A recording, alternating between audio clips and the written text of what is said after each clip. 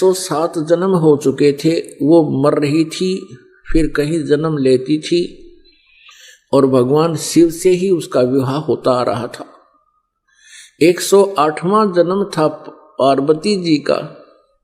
उधर से भगवान शिव जी क्या करते थे, वो पार्वती जी से इतना प्रेम करते थे अपनी पत्नी से,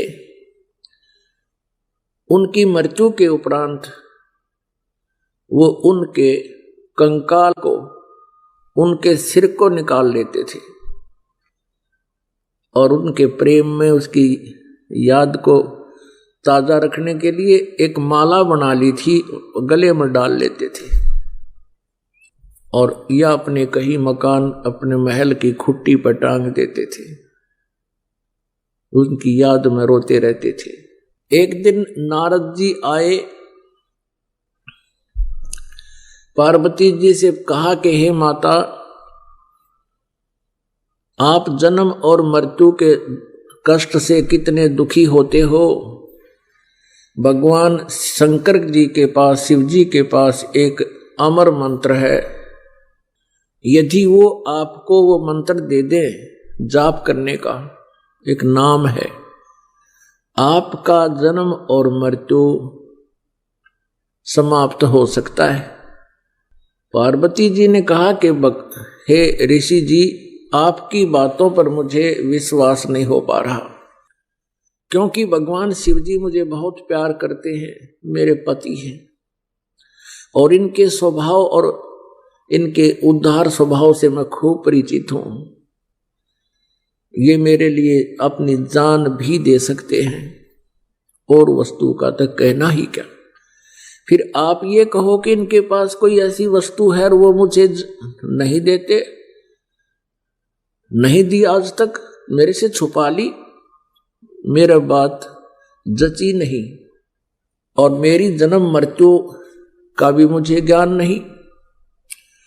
तब भगवान नारद जी ने कहा कि माता, ये जितने भी गले में भगवान ने ये शीश, ये रूंड टांग रखे हैं तेरे खोपड़े, ये तेरे ही है। 107 तो ये टंगरे खुट्टी पे है और 108वां आप वर्तमान में है।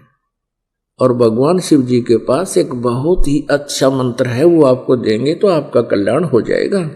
पार्वती जी ने फिर वही शब्द दोहराए कि नारद जी, मुझे विश्वास नहीं हो रहा कि उन्होंने मुझे ये नाम क्यों नहीं दिया जिससे मेरा मोक्ष हो सकता है। ऐसा भगवान नहीं कर सकते, मुझसे कुछ नहीं छुपा सकते। तब नारद जी ने कहा कि अभी तक आप उनको केवल पति मान रहे हो, आपने उनको भगवान नहीं माना, आपने उनको गुरु नहीं माना। जब तक आप अधीन नहीं होगे तब तक वो आपको ये वस्तु नहीं देंगे। अभी तक तो आप उनको एक पति मानते हो और कभी कभी डांट भी लगा देते हो, और इस अनमोल वस्तु को लेने के लिए आपने बहुत विनम्र स्वभाव अपनाना होगा। अति अधीन दीन हो प्राणी, ताको कहना वो अकथ कहानी, ये नियम है भक्ति का। अब नारद जी के उस प्रेरणा से उसको बहुत ज्यादा प्रेरणा मिली, बहुत प्रेरित होगी और सोचने लगी कि ऐसा अनमोल मंत्र उनके पास है। नारद जी झूठ नहीं बोलते, इनका कोई स्वार्थ नहीं झूठ बोलने का, परमार्थी व्यक्ति हैं, ये झूठ नहीं बोलते। पार्वती जी ने सोचा कि अवश्य में मेरे अंदर ही कोई त्रुटि रही है, जिस कारण से प्रभु ने अभी तक मुझसे ये अनमोल मंत्र छुपा रखा है। अब शाम के समय जब भगवान शिव जी अपने घर लौटे, उस दिन एक विशेष परिवर्तन देखा शिव जी ने कि पार्वती जी उनके चरणों में गिर गई और फूट फूट कर रोने लगी। भगवान शिव ने कहा कि पार्वती, तेरे को किसने क्या कह दिया? मुझे बता, उसका अभी ठीक करता हूं उसको। पार्वती जी ने कहा कि आपके रहते मुझे कौन कह सकता है प्रभु, लेकिन मुझ अबला से कोई भूल बनी है। हे परमात्मा, आपने मुझसे एक अनमोल वस्तु छुपा रखी है। आप मुझसे इतना प्यार करते हैं, क्या मैं जब मरती थी आप दुखी नहीं हुए होगे? अब नारद जी, उसने शिव शंकर भगवान ने सोचा आज यह कौन सा स्टेशन पकड़ ली है, ये तो कदे ढंग से बात नहीं करया करती, आज ये बोल क्या रही है। तब कहा, पार्वती जी ने संक्षिप्त में सारी कथा सुना दी है। भगवान आपके पास अनमोल मंत्र है, मैं 107 बार मर चुकी हूं, ये शीश मेरे ही हैं, आपने कभी नहीं बताया। मेरे में कोई त्रुटि रही होगी, मुझे बालक समझकर माफ कर दो, मुझे वो मंत्र दे दो।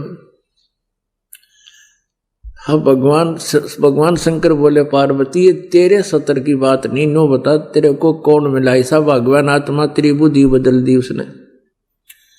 ऐसा कौन विधाता मिल गया जो तेरी बुद्धि बदल दी? किसने बताया तेरे तो ये बात?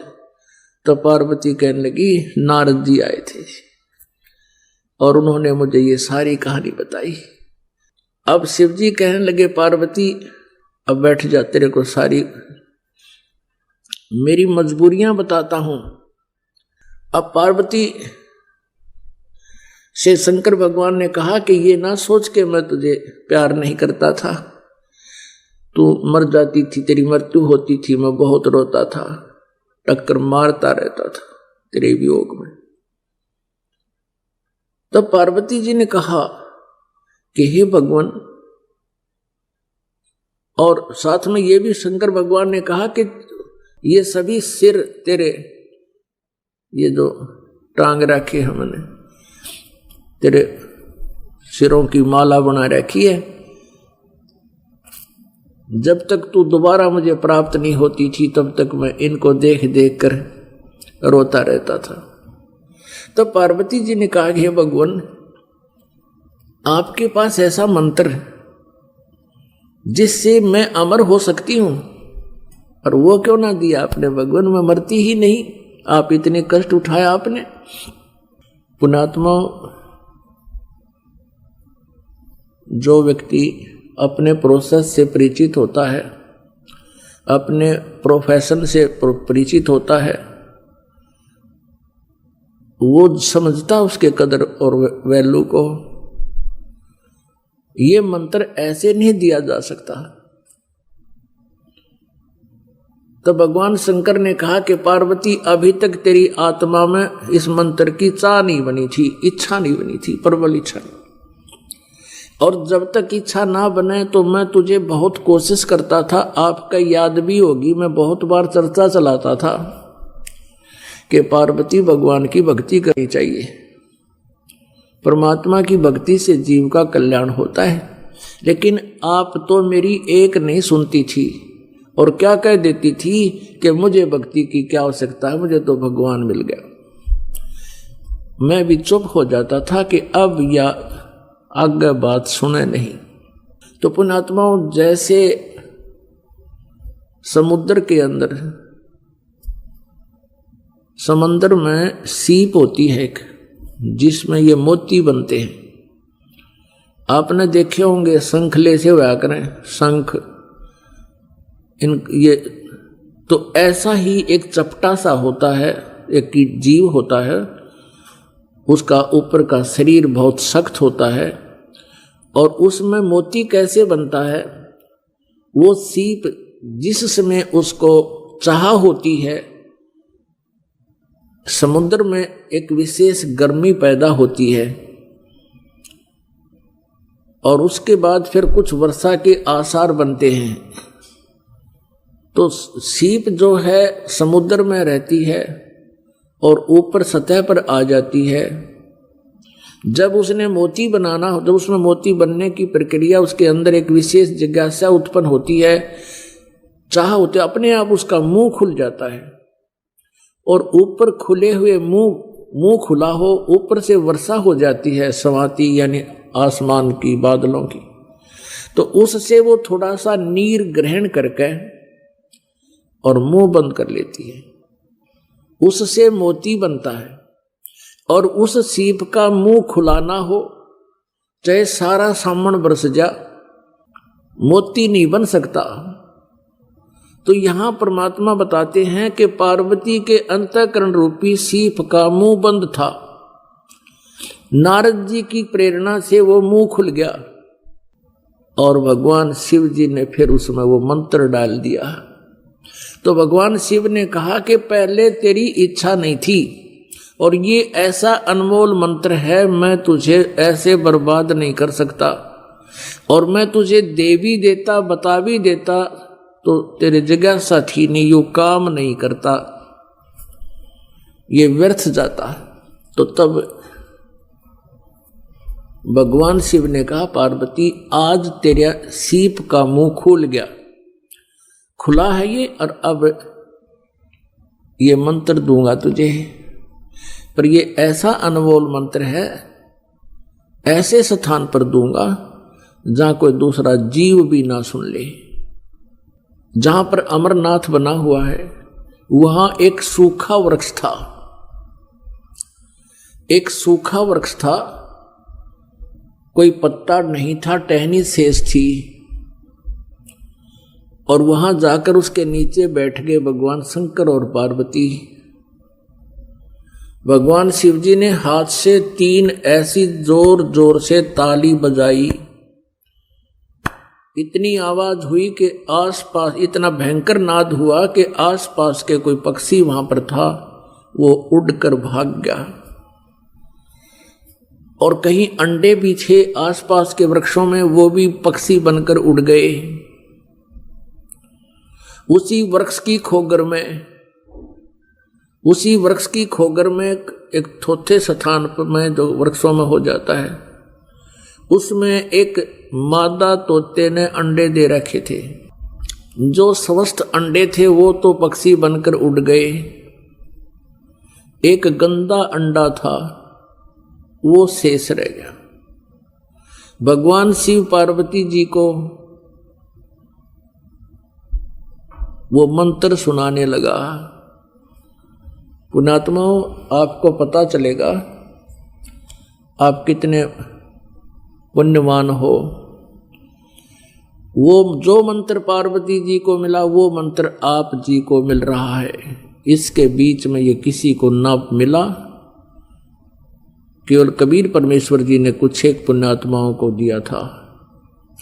उनसे भी कह दिया था कि इसको अभी गुप्त रखना, नहीं तो काल के दूत इन मंत्रों को ग्रहण करके मेरी प्यारी आत्माओं को भ्रमित कर देंगे। अब यहां एक प्रश्न और है कि ऐसे स्थान पर मंत्र क्यों दिया भगवान शिव ने, और इसको गुप्त क्यों देते हैं? ये ऐसा मंत्र है, यदि ऐसे वैसे व्यक्ति को मिल जावे वो इसका जाप साधना करके सिद्धि युक्त हो जाता है, और फिर वो ना जाने कितने जीवों को दुखदाई हो जाता है। पहले ये राक्षस क्यों बने? ये सभी भक्त थे, साधनाएं करते थे, गुरु होते थे।